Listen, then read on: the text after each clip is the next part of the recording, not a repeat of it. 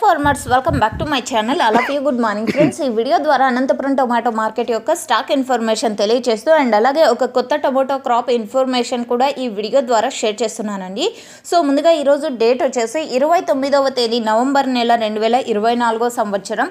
ఇక ఈరోజు Anantapuram tomato market stock తీసుకుంటే కనుక నిన్నటితో పోలిస్తే సేమ్ టు సేమ్ అని చెప్పొచ్చండి. పెద్ద డిఫరెన్స్ అయితే లేదు అని కూడా చెప్పొచ్చు. అండ్ ఓకే ఫ్రెండ్స్, ఇక ముందుగా ఈ తోట ఇన్ఫర్మేషన్కి వస్తే కనుక ఫార్మర్ అన్న నేమ్ వచ్చేసి సంతోష్ కుమార్ అండి.